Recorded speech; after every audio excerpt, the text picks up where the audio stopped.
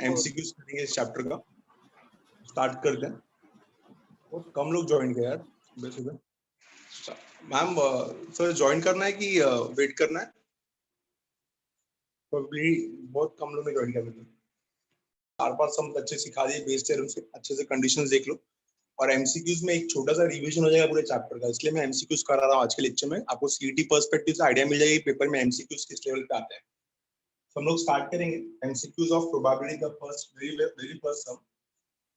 First सम यहाँ पे कर दिया। So there are 5 girls and 2 boys. 5 girls हमारे पास and 2 boys हैं। 5 girls and 2 boys. There are 5 girls and 2 boys. ठीक है? Then the probability that no 2 boys are sitting together for a photograph. Probability that no 2 boys are going to sit together for a photograph. 2 boys साथ में नहीं बैठने चाहिए for photograph. ठीक है? तो सबसे पहले हम लोग क्या करेंगे? हम लोग सबसे पहले 5 गर्ल्स एंड 2 बॉयज कितने हो गए? ओवरऑल हो गए ये 7 लोग, 7। ठीक है, 7 लोगों को कैसे अरेंज करेंगे? तो n ऑफ s कितना आ जाएगा हमारा? 7 persons can be arrange in a row for a photograph in 7 factorial ways. तो इसका तो आंसर आ जाएगा 7 फैक्टोरियल। ठीक है, अब हमको क्या चाहिए? Find the probability that no 2 boys are sitting together for a photograph. हमारा इवेंट क्या हो गया? Let A be the event that no 2 boys are going to sit for a photograph. Event that no 2 boys will sit together. No 2 boys will sit together for a photograph. Event that no 2 boys will sit together for a photograph. ठीक है? तो हम लोग क्या करेंगे? पहले girls को बिठाएंगे। Girls, then girls, then girls, then girls, then girls. ठीक है, और गर्ल्स के बीच में जो जगह बचेगा वहां पे बॉयज को बिठाएंगे। तो गाइस n ऑफ a कैसे अरेंज होगा? तो सोचो अच्छे से। n of a can be arranging. पहले गर्ल्स को बिठा दिया। 5 गर्ल्स को कैसे अरेंज करेंगे हम लोग? 5 फैक्टोरियल बेस में। अब रह गए 2 बॉयज और 2 बॉयज अगर साथ में नहीं चाहिए तो गर्ल्स के बीच में कितना जगह है? 1 2 3 4 5 6। They can be arrange in 6 into 5। Very simple, clear है? समझ में आ गया? अब अगर इसको अच्छे से लिखे तो 6 into 5 कितना होता है? 6 into 5 factorial 6 factorial 6 factorial into 5। ठीक है, तो therefore probability of a कितना आ जाएगा? therefore probability of a is n of a upon n of s। तो n of a कितना आया? 6 factorial into 5 divided by 7 factorial। so this can be written as 5 into 6 factorial और 7 factorial को लिख सकते हैं हम लोग 7 into 6 factorial। the final answer is 5 by 7। the final answer we are going to get is 5 by 7। एकदम simple सा सम था, ये परमुटेशन के टॉपिक का ही था। होप कि समझा सबको। ये अंडरस्टूड एवरीवन? समझ में आया? Yes sir. ये प्रोबेबिलिटी, ये परमुटेशन का सबसे इजी टॉपिक था। ठीक है, क्या बोला था यहाँ पे? No 2 boys will sit together. Sir complementary भी ले सकते हैं ना? कॉम्प्लीमेंट्री लेके करो, देखो आता है क्या? यस सर आता है। 5 by 7 आया आंसर? यस आएगा आंसर ना। अगर आपको कॉन्सेप्ट सिलेक्शन में 6c2 into 2 फैक्टोरियल भी आ सकता है। वापस बताओ कैसे कैसे? सर वो गर्ल्स का 5 फैक्टोरियल और बाद में बॉयज का वो 6 जगह है ना, तो 6c2 into 2 फैक्टोरियल। तो वो परमुटेशन ही हो गया ना एक तरफ से। यस ठीक है, वो परमुटेशन ही हो गया ना। आपका वो फॉर्मूला हो जाएगा npr is equal to ncr upon r factorial. तो वही हो गया ना वो एक तरफ से। ठीक है, कट करके आपको वही मिलेगा 6 into 5 मिलेगा। तो आप बहुत सारे वेज है ऐसे, आप अपने हिसाब से देख लो, स्क्रीनशॉट ले लो। ये इजी तरीका था, इसलिए ये कर रहा है डायरेक्ट अप्रोच। ठीक है, अगर हम लोग को पूरा एमसीक्यू सॉल्व करने आ रहा है ना, तो हम लोग आराम से पूरा चैप्टर अच्छे से आता होगा। ठीक है, तो will move to the second sum now. First sum हो गया हमारा, will move to the second sum. Second sum में देखते हैं क्या है। सेकंड सम में बोला है इन अ जार। मेरे को लगता है सेकंड सम भी हम लोग ने किया हुआ है एक्सरसाइज 9.3 में। In a jar there are 5 black marbles and 3 green marbles. 5 black marbles है और 3 ग्रीन मार्बल्स है। ठीक है, 2 marbles are picked one after the other without replacement. What is the probability that both the marbles are black? तो पहला हम लोग पहला मार्बल निकालते हैं। Let A be the event of getting the first marble is black marble। कितना मिलेगा? Probability of A will be 8 में से 5 5 by 8 ब्लैक है, 5/8। अब जो दूसरा ब्लैक मार्बल निकाले जाएंगे उस पे, क्योंकि विदाउट कंडीशन लगेगा। उस पे कंडीशन लगेगा किसका, B/A का। So what is the probability of getting the second marble as black condition? The first marble is already drawn as a black marble, ठीक है। तो सेकंड मार्बल भी ब्लैक आना चाहिए, कंडीशन की एक ब्लैक मार्बल पहले से निकल चुका है। तो इसका आंसर कितना आएगा, 4/7। आई होप क्लियर है, समझ में आ गया।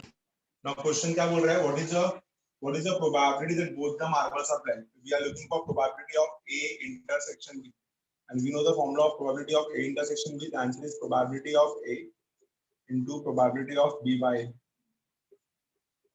क्लियर है, कराया सबने। तो प्रोबेबिलिटी ऑफ ए कितना आएगा हमारा, 5/8 into 4/7, 1s are 2s are, the answer is 5/14। 5/14। बहुत ही सिंपल सम था, both the marbles are black marbles, the answer is 5/14, the answer is 5/14। Understood? Now we'll move to the third question. Two dice are thrown simultaneously. We'll move to the third question. Take the screenshot of this. I hope कि लोगों को समझ में आ रहा होगा अच्छे से। Exercise में इतने सम सिखाए कि आना ही चाहिए समझ में। We'll move to the third question now. Third question क्या है हमारा, थर्ड क्वेश्चन बोल रहा है two dice are thrown simultaneously, ठीक है। थर्ड क्वेश्चन है two dice are thrown simultaneously. We know that when two dice are thrown sample space are 36। The question says that two dice are thrown and we know that when two dice are thrown n of s is 36। No need to write the sample points there. So n of s is 36, two dice are thrown, so n of s is 36, then the probability of getting two numbers whose product is even is, तो event क्या है मेरा, हाँ, probability of getting two numbers whose product is even, numbers whose product is even, number whose product is even, हाँ, ऐसे numbers निकालने हैं जिनको मल्टीप्लाई करके इवन आता हो।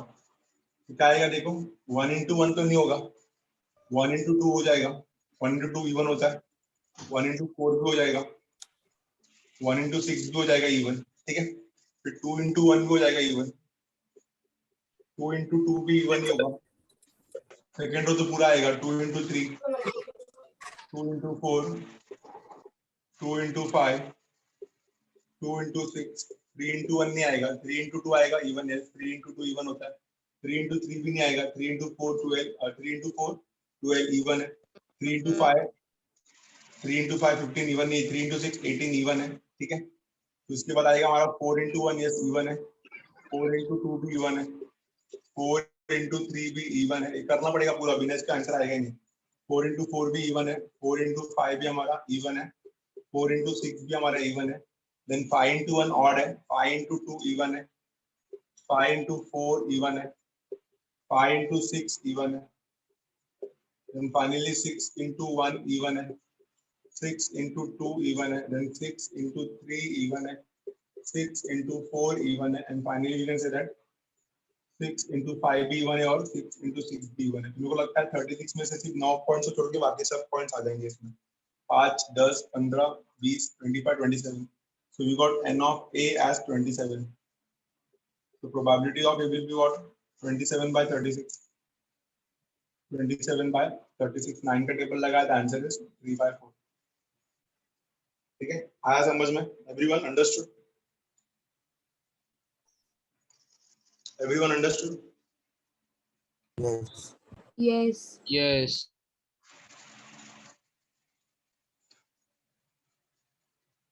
देख लो अच्छे से, क्लियर हो जाएगा शायद, ठीक है। बात करेंगे आगे, हटा दो इसको मैं। The answer is 3/4। Next sum, fourth sum।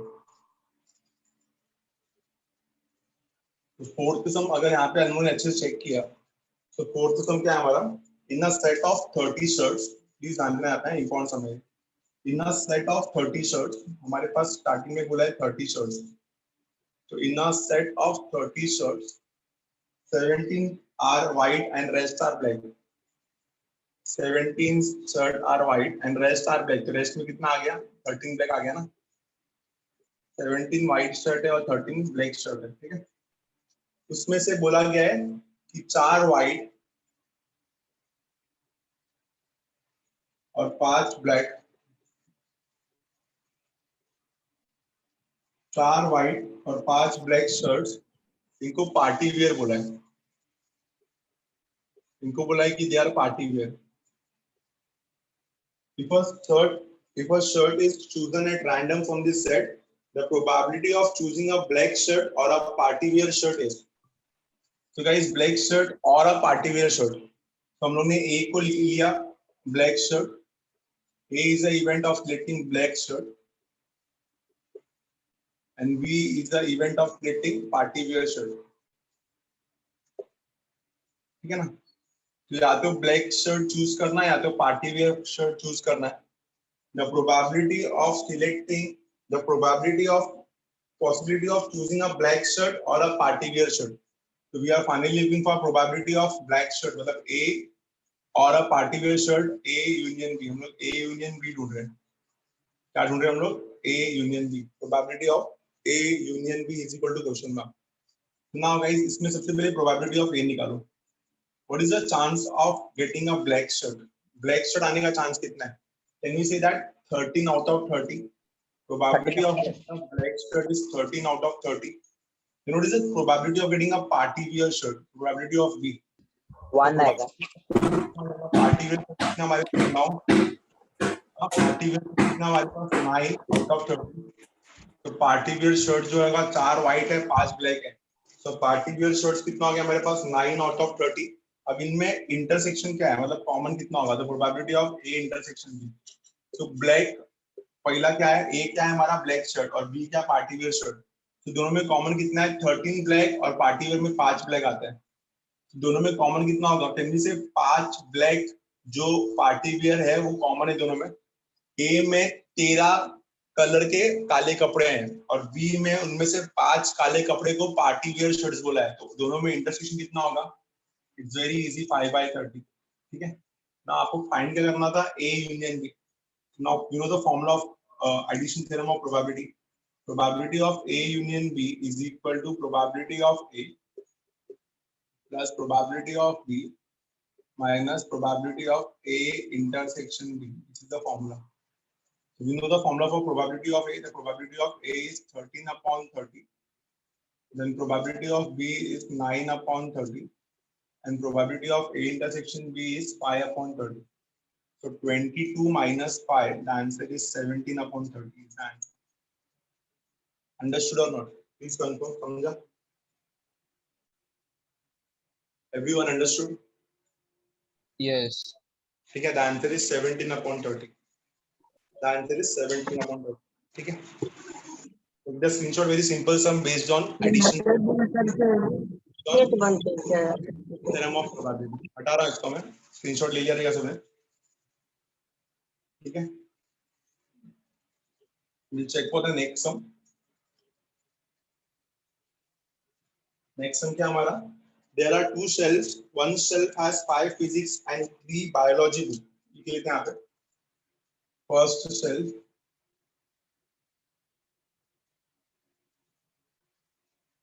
ठीक है, तो पहले शेल्फ में क्या है? 5 फिजिक्स का बुक है और 3 बायोलॉजी का बुक है। 5 फिजिक्स का बुक है, 5 फिजिक्स एंड 3 बायोलॉजी का बुक है। ठीक है, first shelf has 5 physics and 3 biology book and second shelf has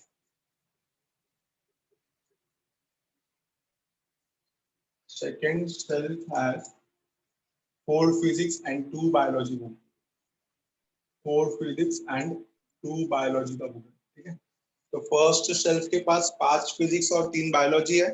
second shelf के पास 4 फिजिक्स और 2 बायोलॉजी है। The probability of drying of physics book is, what is the probability of drying of physics book? तो इसमें लगेगा आपका कौन सा formula? कल ही मैंने पढ़ाया था, बेस थ्योरम। ठीक है, कल हम लोगों ने पढ़ा था। तो फर्स्ट शेल को चूज करना पड़ेगा हम लोग को। कौन से शेल को चूज कर रहे हैं? दोनों शेल में से किसी एक शेल को चूज करने का प्रोबेबिलिटी कितना हो जाएगा? हाफ। ठीक है, तो हम लोग इसको इवेंट को E1 बोल देते हैं, इस इवेंट को E2 बोल देते हैं। तो probability of selecting any one of the shelf is probability of E1। Sum number 5 का बात हो रहा है। Probability of E1 plus probability of E2, दोनों का प्रोबेबिलिटी कितना रहेगा? Probability of E1 is equal to probability of E2 and both are equal to half. दोनों का प्रोबेबिलिटी कितना होगा? हाफ। ना हम लोग यहाँ पे बोले लेते हैं that P be the event of selecting a physics book. हाँ, P be the event of drawing a physics book. तो P क्या रहेगा यहाँ पे? Let us say we are taking a P as a event of drawing a book of physics, or we can say that drawing a physics book. ठीक है, तो P हमारा हो गया drawing a physics book. ठीक है, अब हम लोग ढूंढ क्या रहे एक्चुअल में? Probability of getting a book of physics. ठीक है ना, probability of getting a book of physics. ठीक है, हम लोग ढूंढ रहे थे probability of getting a book of physics. या तो ये physics books आपको शेल्फ 1 में मिलेगा E1 इंटरसेक्शन P, या तो ये फिजिक्स बुक आपको शेल्फ 2 में मिलेगा E2 इंटरसेक्शन P. ठीक है, तो पहले हम लोग E1 इंटरसेक्शन P निकालते हैं. तो मैंने कल ही पढ़ा था कंडीशनल प्रोबेबिलिटी लगेगा इसमें. तो प्रोबेबिलिटी पहले हम लोग शेल्फ चूज करेंगे. तो यहाँ पे पहले शेल्फ चूज किया E1, probability of E1 into probability of physics upon E1, getting a physics book condition it is drawn from shelf 1. Same में यहाँ पे आएगा, पहले shelf 2 सिलेक्ट करेंगे, probability of E2 and then probability of selecting a physics book from shelf 2. Now we know that probability of selecting a first shelf is half. Probability of selecting a physics book from shelf 1 is 5/8. आप देख सकते हो 5 physics book है 8 में से. ठीक है, and the second one is probability of selecting second shelf is half into probability of selecting physics book from shelf 2 is 4/6. तो दोनों को सॉल्व किया तो कितना हो जाएगा ये 5/16 प्लस 1/3. ठीक है ना, एलसीएम लगेगा यहाँ पे 48 बनाने के लिए. इसको 3 से मल्टीप्लाई किया 15, इसको 16 से मल्टीप्लाई किया, डिनोमिनेटर में आया 48. तो द आंसर इज 31/48. देखो समझ में आया, 31/48. ठीक है, क्लियर हुआ, समझा सबको पक्का? ये द आंसर इज 31/48. कल ही पढ़ाया था मैंने बेस थ्योरम, वही वाला कॉन्सेप्ट है जो हम लोगों ने स्टार्टिंग में किया था ना, what is the probability that the ball is red. वैसे यहाँ पे दिया गया what is the probability that the book drawn is a book of physics. Book drawn is a book of physics. Understood class? समझा सबको ये पक्का? Everyone clear हुआ सब में सबको? Everyone Yes, yes. Yes. Next sum पे आते हैं. सम नंबर 6 हटा रहे, स्क्रीनशॉट ले लो इसका. Will talk about sum number 6.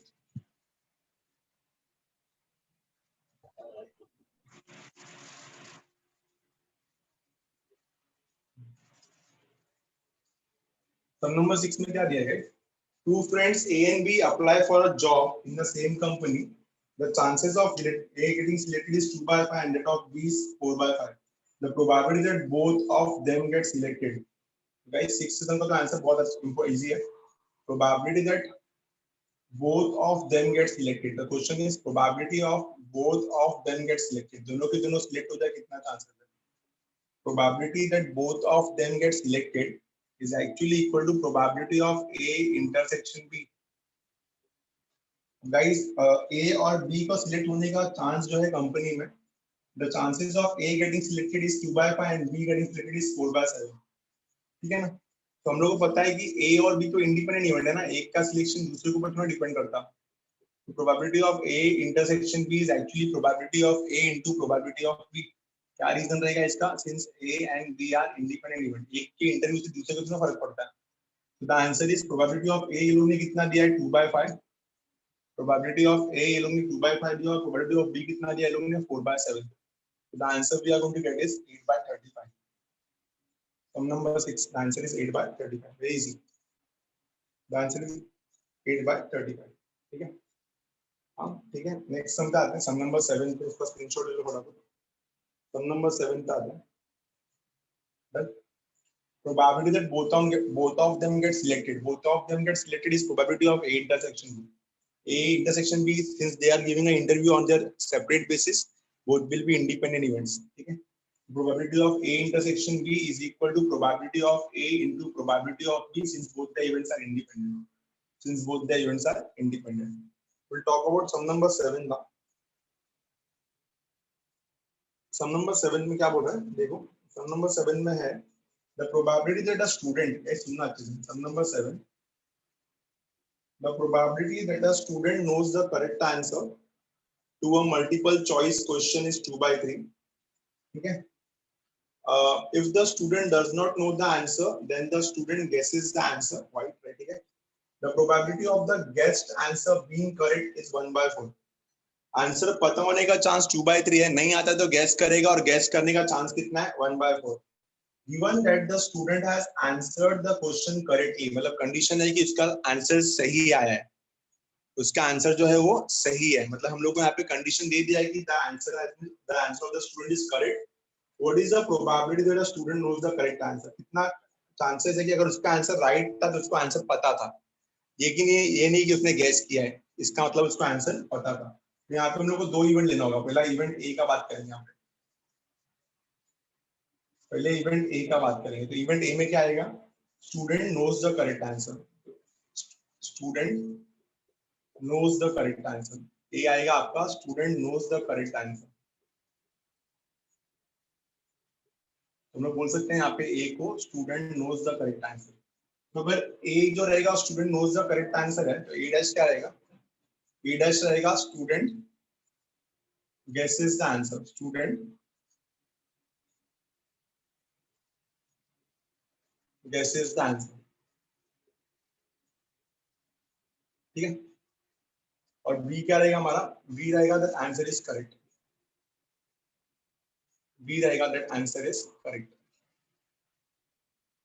ठीक है. A student knows the correct answer, A dash student guesses the answer, और B रहेगा answer is correct. अब गाइस पहला क्या दिया है?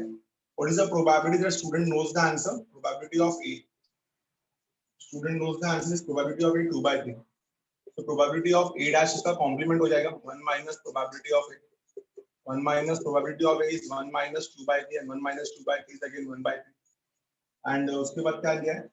Probability of answer is correct. कितना आएगा? Probability of the answer being correct is 1/4. आपको दिया 1/4. क्वेश्चन क्या मांग रहा है? क्वेश्चन मांग रहा है कि अगर सामने वाले का आंसर करेक्ट है, कितना चांसेस है कि उसने आंसर उसको आंसर पता था कि ढूंढना है. अप्लाई करो कंडीशनल प्रोबेबिलिटी, सॉल्व करो.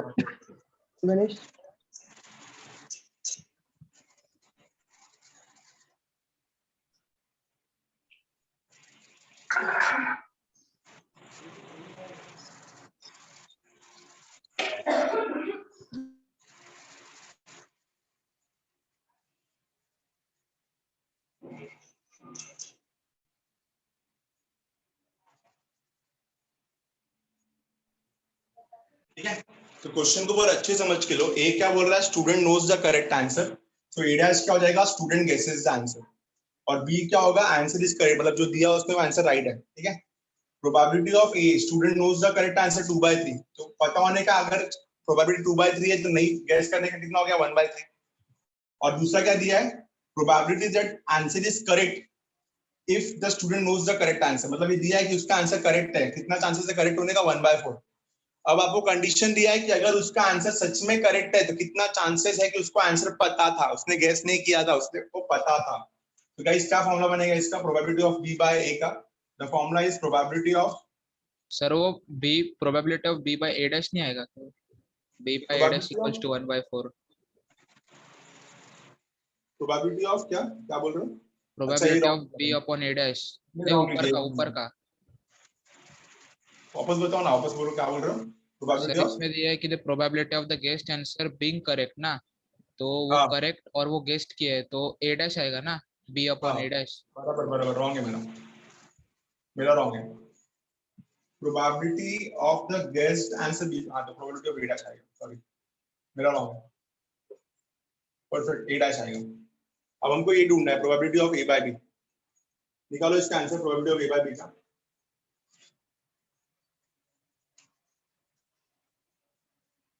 Probability of A by B.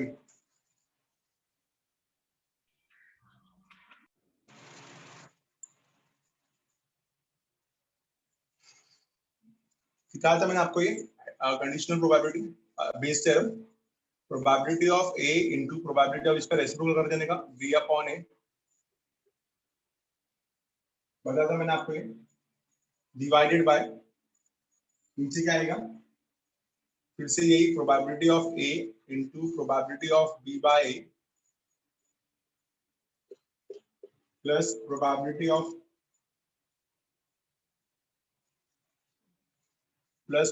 Of दूसरा इवेंट क्या है यहाँ पे, इंटू बी बाय ए।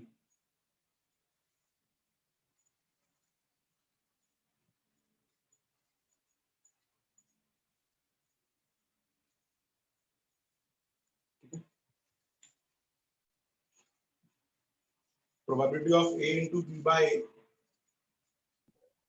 और यहाँ पे आएगा plus probability of A dash into probability of B by A dash.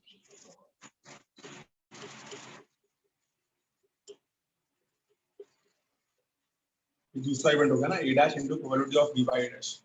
तो यहाँ पे हम लोग को probability of B by A नहीं मिल रहा है ना, तो probability of B by A कितना आएगा वो भी देखते हैं ना। Probability of B by, guys आपको बहुत अच्छे से समझना होगा प्रोबेबिलिटी ऑफ बी बाय कितना होगा। Probability that answer is correct given that the student knows the correct answer, तो आंसर इज 1 ना, तो ये 1 हो जाएगा। बोलो समझ में आया, उसका आंसर राइट है, कंडीशन भी उसको पता था आंसर कितना होगा। ठीक है, वैल्यू पुट करते हैं। प्रोबेबिलिटी ऑफ, रिपीट करो ना, अच्छे से पढ़ो ना। बी बाय ए क्या होता है सोचो थोड़ा। Probability of B by A कैसे पढ़ोगे, probability that the answer is correct given that the student knows the correct answer. अगर उसको आंसर करेक्ट पता ही था तो 100% राइट ही आंसर देगा ना वो। Probability that answer is correct given that the student knows the correct answer, तो 100% उस आंसर राइट ही देगा, तो आंसर 1 ही आएगा। यस 1 समझा, टोटल प्रोबेबिलिटी उसको आंसर पता है तो राइट आंसर देगा ना वो। What is probability of A, put the value. Probability of A is 2/3 into probability of b by a. What is probability of b by a? 1 divided by this is again 2/3 into 1 plus 1/3 into 1/4। ठीक है, इतना clear हो गया सबको अच्छे से। तो denominator numerator में क्या आ रहा है 2/3 into 1 और डिनोमिनेटर में 2/3 into 1 plus 1/3 into 1/4।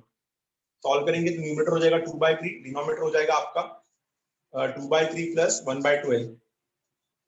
ठीक है, तो 9/12, तो 2/3 upon 9/12, 2/3 upon 9/12 ऊपर लेके जाते हैं, कितना हो जाएगा ये 1 जार 4 जार 8।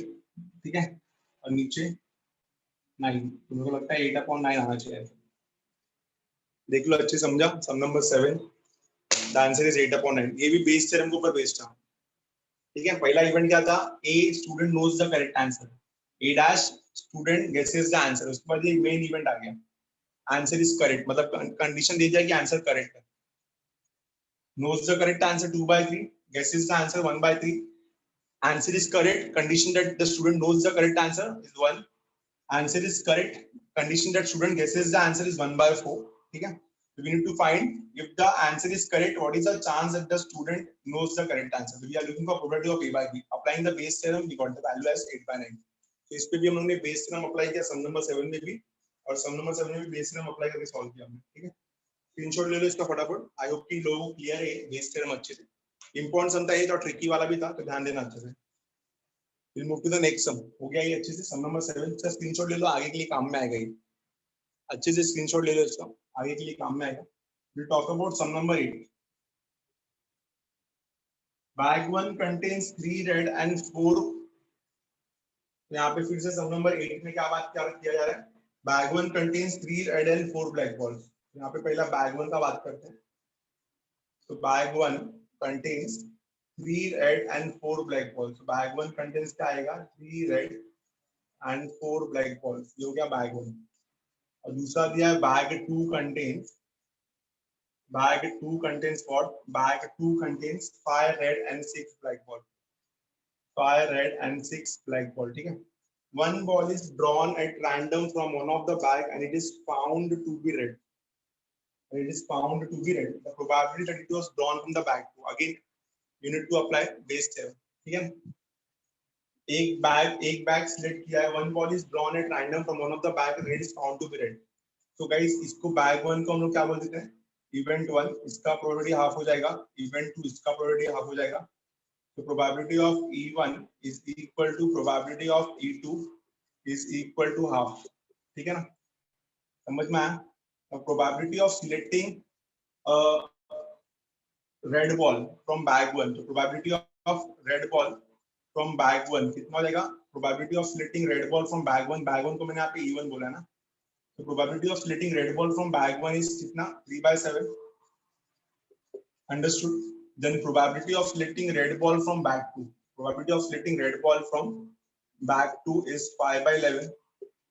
ठीक है ना? क्वेश्चन डिमांड सेट कि अगर आपका फाइनल आंसर, अगर आपका बॉल रेड आया है, if the ball is red, what is the probability that it is drawn from the bag 2? That means we are looking for probability of E2 by R. If the ball is red, what is the chance that the ball is from bag 2? So we need to find E2 by R and we are going to apply the conditional Bayes theorem now, right?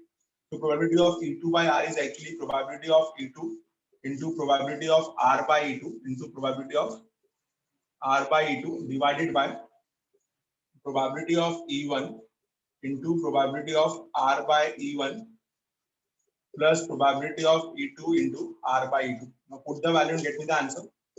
I hope कि सबको समझा, इसमें भी Bayes theorem apply हो रहा है, ठीक है? So probability of E2 तो हाफ है हमारा, R by E2 कितना था हमारा? 5/11. डिनोमिनेटर में भी आएगा, प्रोबेबिलिटी ऑफ E1 भी हाफ था हमारा, R by E1 कितना होगा? 3/7. सर 35/68. Half into 5/11. ठीक है, इसको सॉल्व करना है, आप सॉल्व करके इसका आंसर निकाल सकते हो। कितना बोला आपने? 35/68. 35/60. तो सॉल्व किया आंसर, तो इसका आंसर आता है 35/68. सॉल्व करके देख के लेना, मेरे को पता नहीं है, मैंने सॉल्व नहीं किया है, जो बोल रहे हैं वो लिखा है। The answer is 35/68.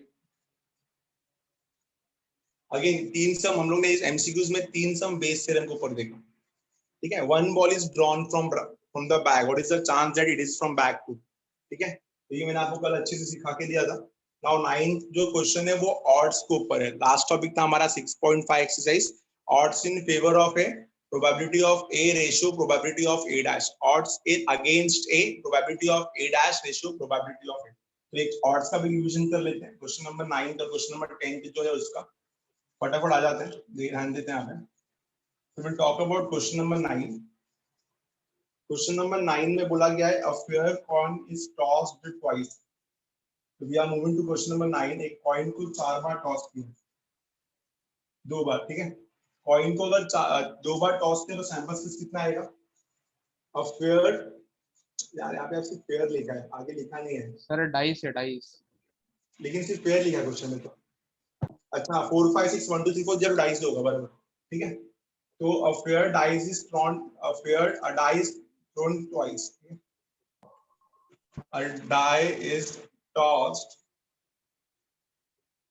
twice. अगर डाई को 2 बार टॉस किया है तो n of s कितना आएगा? n of s आएगा 36.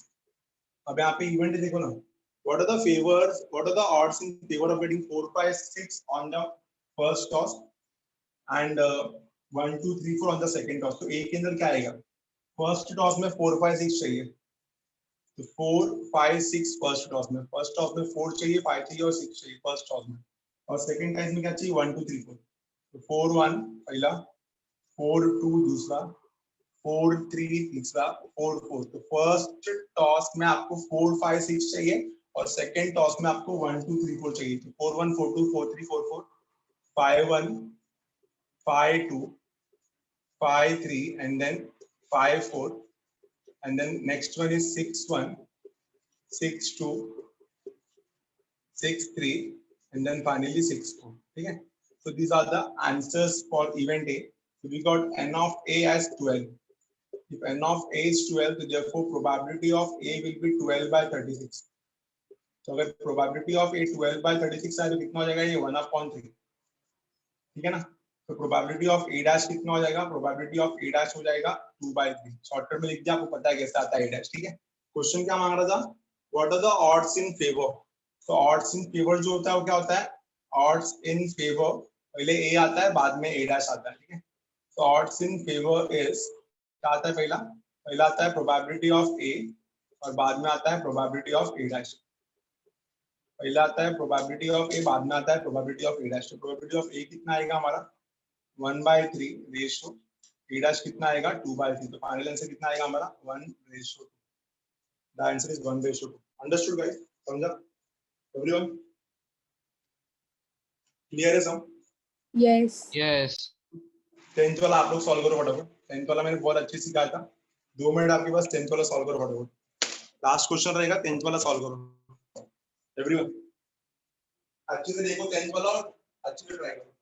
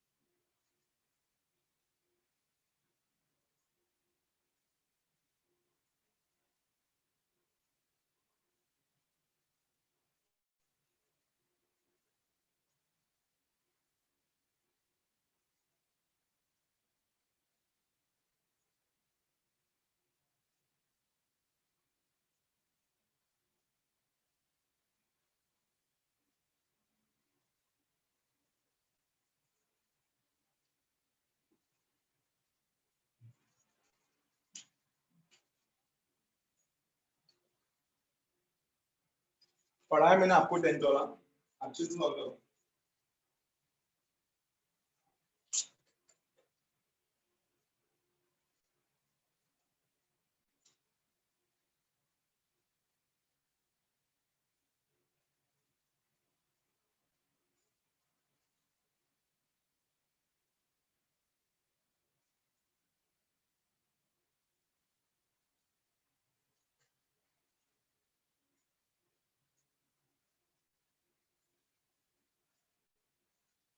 सर 71/96।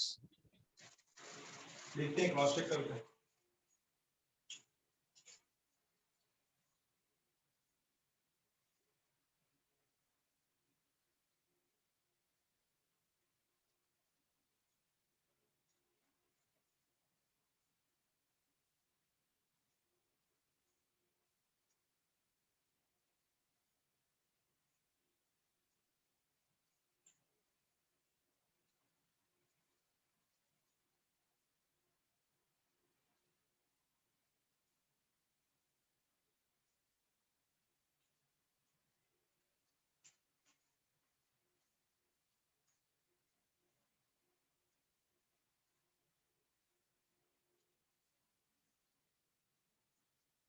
टेंथिज्म का बात कर रहे हैं।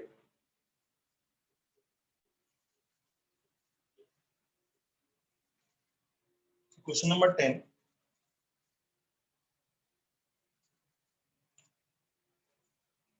द ऑड्स अगेंस्ट 71/96 बोल रहे हैं ना, ऑप्शन में तो है, देखते हैं राइट है। Sum number 10। The odds against an event A are 5:3। तो अगर मैंने उसको इवेंट ए ले लिया तो we can say that odds against event A, तो probability of A dash ratio probability of A. Against बोला है तो पहले ए डैश आएगा बाद में ए आएगा, तो इसका रेशियो कितना है 5:3। The odds against event A are 5:3, ठीक है। दूसरा क्या दिया, the odds in favour of another independent event, favour बोला है, तो probability of B ratio probability of B dash, तो पहला आएगा प्रोबेबिलिटी ऑफ बी और दूसरा आएगा प्रोबेबिलिटी ऑफ बी डैश। इसका कितना आएगा आंसर 7:5, ठीक है। The question demands that the probability that at least one of the two events will occur. तो मैंने आपको कल भी सिखाया था ये probability that at least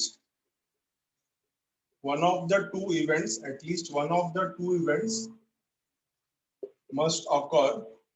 Probability that at least one of the two events will occur is actually equal to 1 minus probability that none of the events will occur, right? आपको बहुत अच्छे से कराया था मैं। None of the events will occur,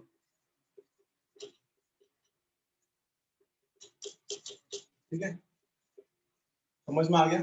तो ऊपर जो डेटा दिया है ना, उस डेटा से हम लोग को 4 वैल्यू मिलता है।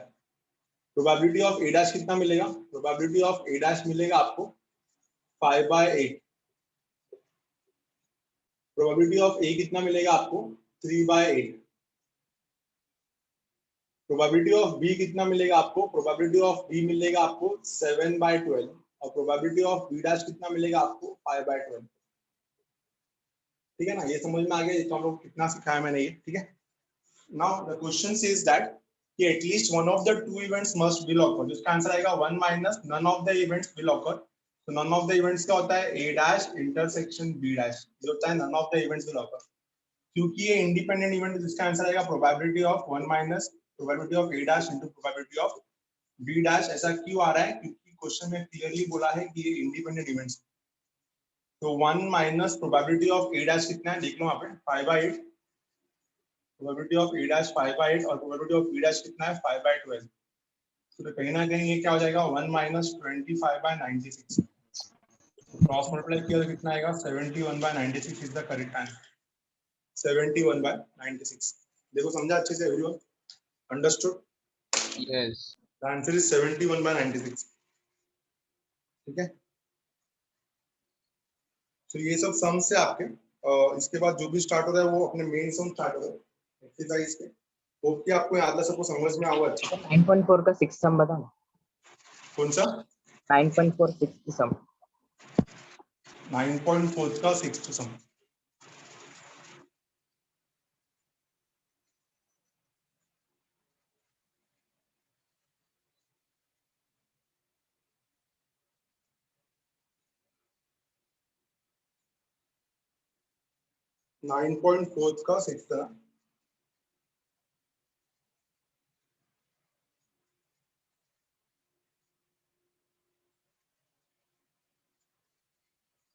क्या यहाँ पे क्या बोला है 9.6 5th का 9.5 का 6th समझो है।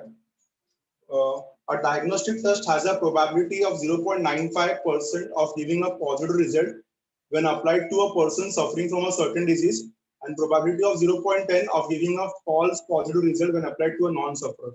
यहाँ पे दो इवेंट्स है, पहला इवेंट है E1 जहाँ पे सफर का बात किया, जो पर्सन सफर कर रहा है वो, और दूसरा इवेंट है E2 जहाँ पे पर्सन बात किया जा रहा है नॉन सफर का, जो पर्सन सफर नहीं कर रहा है।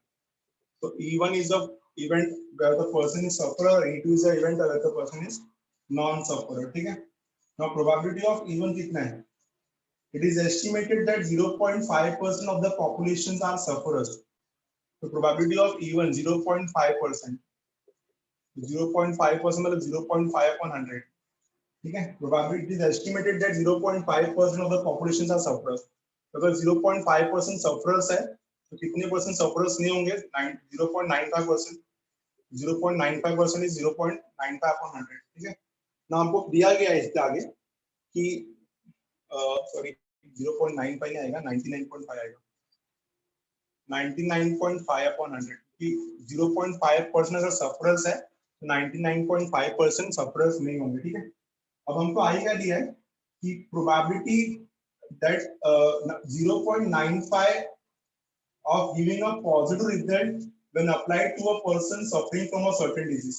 यहाँ पे जो इवेंट P रहेगा वो क्या बोल रहा है, या तो P के बदले अगर हम लोग अच्छे से यहाँ पे N ले ले, या हम लोग यहाँ पे अगर G ले ले, ठीक है, तो क्या positive result, event that the result is positive. G क्या मेरा, event that the result is positive. तो क्वेश्चन क्या बोल रहा है, प्रोबेबिलिटी अगर ये कंडीशन सफरर्स पे अप्लाई किया तो G upon E1, probability of getting a positive result condition that he or she is a sufferer is 0.95। और दूसरा probability of getting a positive result condition that he or she is not a sufferer is 0.10। अब question आगे बोल रहा है कि calculate the probability that given a positive result। now question बोल रहा है कि उसका रिजल्ट पॉजिटिव आया है, मतलब G पॉजिटिव रिजल्ट आया है, the person is a sufferer। तो सफरर क्या रहेगा मेरा E1। we need to find E1 upon G। Base term लगा के सॉल्व कर सकते हो, नहीं समझा? E1 सफरर है, E2 नॉन सफरर है, 0.5% सफरर है, 99.5% नॉन सफरर हो गए। G को इवेंट लिया मैंने, getting a positive result. Sufferer में पॉजिटिव रिजल्ट कितना आता है 0.95, नॉन सफरर में पॉजिटिव रिजल्ट कितना आता है 0.10। क्वेश्चन बोल रहा है कि अगर उसका रिजल्ट पॉजिटिव आया तो कितना कंडीशन है कि वो सफरर होगा। तो probability of E1 by G, apply the Bayes theorem and get the answer. What is the formula?